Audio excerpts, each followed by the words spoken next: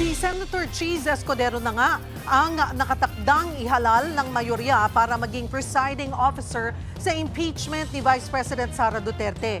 Yan nga ba ang kabayaran sa pag-o-over the bakod ni Escudero? Nagbabalik si Mean Los Baños. I state your name. Solemnly swear. May 18 nang formal na nagtipon ang Senado bilang impeachment court at nanumpa si nooy Senate President Alan Peter Cayetano bilang impeachment court presiding officer.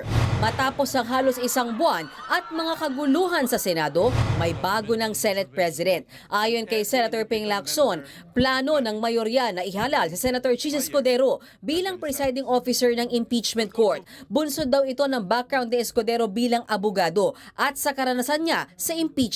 Pero pwede magbago. Senator, And si Senator Win mismo, Senate President Pinang nag-suggest din nun. dati nang nag-preside sa impeachment court si Escudero noong nakaraang taon nang siya ang nakaupong Senate President. Itinanggi naman ni Lacson na kasama ito sa negosasyon sa paglipat ni Escudero sa mayorya. Itinanggi niya ring may pressure mula sa palasyo. Kami-kami yon nag-usap. Para lang maging smooth. Kasi alam nyo, pag ikaw nag-preside, kailangan talaga meron kang hindi basic knowledge sa law. Yung rules of court, evidence. Ayon kay Lacson, kung matutuloy ang plano, sa July 6 nakatakdang ihalal si Escudero sa muling pag-convene ng Senado bilang impeachment court. Sa amended rules ng impeachment court, bukod sa Senate President ay pwedeng maupo bilang presiding officer ang sino mang senador kung may boto siya ng mayorya. Dati nang sinabi ng House Prosecution Panel na tiwala sila sa proseso kahit sino pa ang maupo bilang presiding officer. Whether it is former SP Alan, or acting SP Win, or the one which you mentioned, Senator Cheese, we express our faith and confidence to accountability mechanism.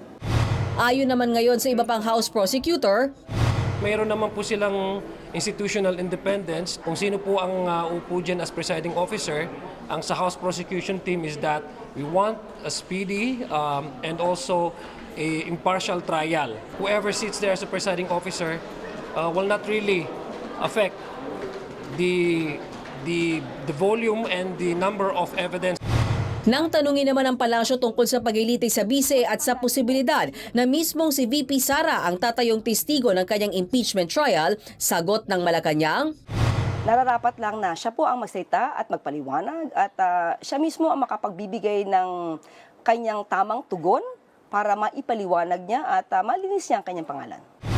Tungkol naman sa mga agam-agam na hindi matutuloy ang paglilitis dahil sa mga senador na isinasangkot sa flood control scandal at posibleng makasuhan pa, ang sagot niya, sa ngayon po ay hindi po siguro natin to dapat na problemahin dahil meron pa pong 22 senators na active at nandiyan at umaaten naman sa kanilang mga sesyon. Sana lahat sila ay umaten sa mga tamang mga pagkakataon at sa tamang oras.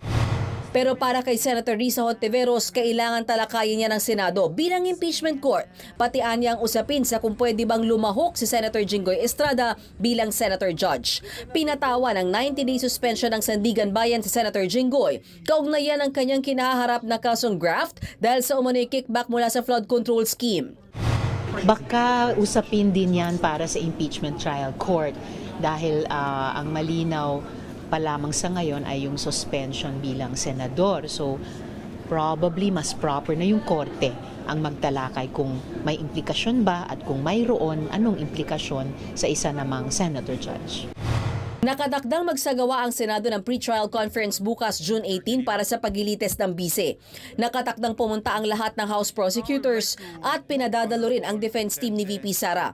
Dito pag-uusapan ang mga listahan ng mga testigo, ebidensya, maging ang trial dates at iba pang mga detalye para hindi na pagdebatehan pa sa mismong araw ng paglilitis. Nagbabalita mula sa Frontline, Mean Los Baños, News 5. Mga kapatid, Cheryl Cosing po. Maging maalam at may pakialam sa mga napapanahong issue at headlines. Mag-follow at mag-subscribe na sa social media pages ng News 5.